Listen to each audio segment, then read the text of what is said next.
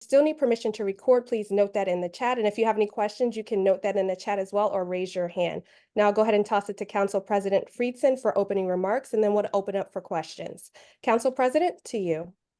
Thank you, Jordan. Thanks everybody for joining and appreciate it. Hope you had a good weekend. I had a great weekend this weekend, had the pleasure of joining the 10th annual African American Health Program Community Day celebration at Montgomery College's Bioscience Center in Germantown. The county executive and I presented a proclamation recognizing the program for their critical work for more than 2 decades, helping to eliminate health disparities in the county. There was a great turnout. We had a number of services that were there and a number of organizations who were there to advocate for screenings and better health. We recognize that individual health and public health are intrinsically aligned. That's more apparent now than ever before. The African American Health Program is funded and administered by Department of Health and Human Services and has been delivering free critical health services to county residents since 1999. The event was a great community celebration. There were activities for people of all ages, including biking, walking, and running courses, Zumba classes, workshops with health experts and nutritionists, and a lot more. I also attended over the weekend Bila for Life's first annual elementary school Latin dance exhibition at Glen Echo. It was the first time that this program, Bila for Life, was expanded into elementary schools, and it was a resounding success. It was great to see the young people performing after just 8 weeks. They did a great job, and it was really a wonderful display. Also this weekend on Sunday, I attended the Scotland Community Benefit Concert in Potomac, supporting the Second Century Restorative Justice Project for the Scotland AME Zion Church that I've been very active and involved in, and Respect Fest in Wheaton, which was a great event about celebrating healthy relationships among young people and raising awareness about dating violence prevention and intervention. And there was a great crowd. It was a beautiful day on Sunday to be able to do these outdoor activities and to raise awareness and provide services to our residents. Today is Sunny Day, as you all know, in Annapolis, the final day of the legislative session. So I did just want to take a moment to recognize our Montgomery County delegation for all their hard work during the Maryland General Assembly legislative session. We appreciate their diligence in working together to approve critical funding for education, transportation, many of our capital needs, and we're looking forward to deploying those funds at the county level and including them as part of our operating budget and capital budget. Montgomery County is expected to receive approximately $1.1 billion in direct state aid to support public schools, and we are pleased, although it's somewhat older news at this point, it is very much part of the budget that we are moving forward with and will be formally approved as part of the end of the legislative session to stave off the cuts to transportation services that we talked a lot about at the beginning of session, that would have included over $17 million in reductions to ride-on bus service, among other critical needs. The capital budget looks like it's about $120 million for the county, with about $57 million of that for public schools, about $7.7 million for parks and recreation, and additional funding for the North Bethesda Metro entrance, housing, and other community development projects for a total of about $11.8 million, as well as new investments in other community projects, one of which includes the Holiday Park Senior Center that is set to undergo a major renovation and rehabilitation project. On the economic development front, we're expecting to receive about $600 million per year for the Institute for Health Computing in North Bethesda, which has been a major county priority, as well as $3 million in capital funding for the project moving forward.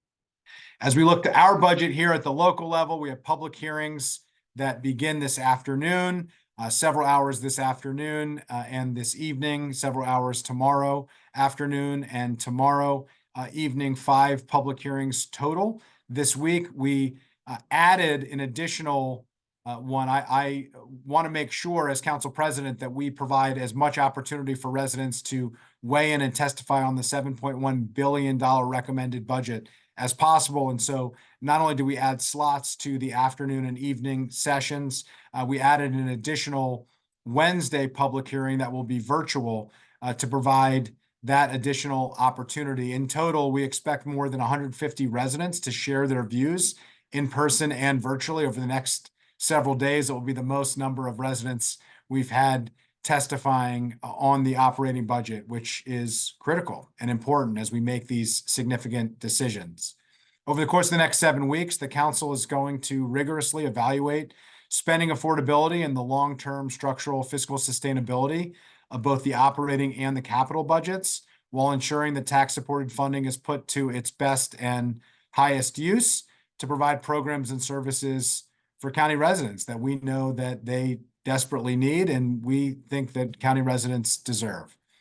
This year, at my recommendation, the council will place all new proposed spending on a new or enhanced program list and create a framework to identify potential reductions to the base budget. We want to make sure that we're doubling down on the things that do work in county government, and we're eliminating funding for the things that don't work, and that we are finding ways to identify those issues as we go through the budget.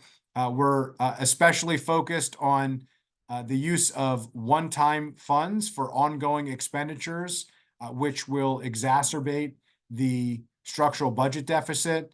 The council staff currently projects about $115 million in structural budget deficit in the county executive's recommended budget. That's something that we're going to have to grapple with over the next few months, or next couple months, excuse me, and weigh to make sure that we're not just ready to meet the current moment, but meet the moments that follow and ensure that we have a budget that is sustainable, because we need to fund services today, but we also need to be in a position to provide services and fund public priorities next year and the years that follow. Last week, we had a major week, particularly in a number of housing initiatives that I have been very involved in, as several of you know. The first is the nearly $20 million in special appropriation that I sponsored in a nonprofit preservation fund, something that I have been working on with partners in the nonprofit community, in the housing advocacy world, and in the executive branch, along with colleagues on the council for the last several years. This was always the second piece of the Housing Production Fund, the highly regarded, renowned $100 million fund that we have through Housing Opportunities Commission that's been featured in all kinds of national periodicals, has been replicated around the country. That's a primary vehicle to help us fund construction and production of new affordable housing projects and mixed income projects. This fund, which is now being initiated with $20 million, is intended to reach $50 million soon, in the next months, not years, and will help us to preserve naturally occurring affordable housing. Based on projections, it could help us preserve up to half of our at-risk naturally occurring affordable housing, which would be most likely one of the most meaningful steps that any local government and county government and city government has taken to address the at-risk naturally occurring affordable housing here in Montgomery County or anywhere. We also have a major bill, the Faith ZTA, zoning text amendment, the facilitating affordable, inclusive, transformational housing, that Kate Stewart and I co-led together and had the support of the entire county council. This will make it easier to build affordable housing, mixed income housing on faith-based property and on educational property as well. We've heard from many faith-based institutions, mission-based organizations, that they are committed to helping us address our affordable housing crisis, that they have land to be able to provide to that, but not necessarily the resources or a process that would help to facilitate the creation of housing on that property. And so we want to move forward. We know that we are in a housing crisis, and we can't do this with county government alone. We can't do it in the private sector alone. We need nonprofit, public, private, faith-based, mission-based organizations all working together in conjunction to be able to address these issues. And we feel that this is a very significant and positive step forward yet another tool in our toolkit. So we're really excited about that. It was a huge week for housing at the county council. We believe that it's going to make a big difference. And in tandem with the major steps that the state is taking under the governor's leadership at the end of this legislative session, we feel like we're in a strong position to address the housing crisis moving forward. Lastly, I just want to note that the council is very excited to be taking the official vote tomorrow on the appointment resolution for our new executive director, Kaven West. Kaven's relocating from Detroit, formerly served as chief of staff for the clerk of the city of Detroit, where he oversaw a $30 million budget, managed the finances, operations, and staff that support the city council and all of federal, state, and city elections. We had a comprehensive national search. Kaven was the council's unanimous selection to lead the council's operation. And we look forward to him taking on this significant role. He is expected to begin here on April 22nd. And we look forward to that. There'll be about a week where our former outgoing will then be former outgoing on May 1st. Our outgoing executive director, Marlene Michelson, and he will transition.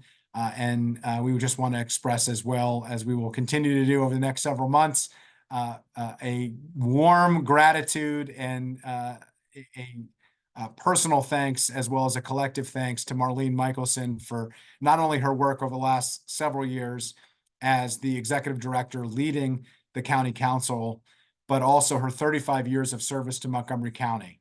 It has been invaluable to us in the county as both a county council and as a county government and community. And we wish her well and are looking forward to that and appreciate her commitment to a smooth transition as we move forward with new leadership. So with that, happy to open it up to questions, and I'll turn it back to you, Jordan.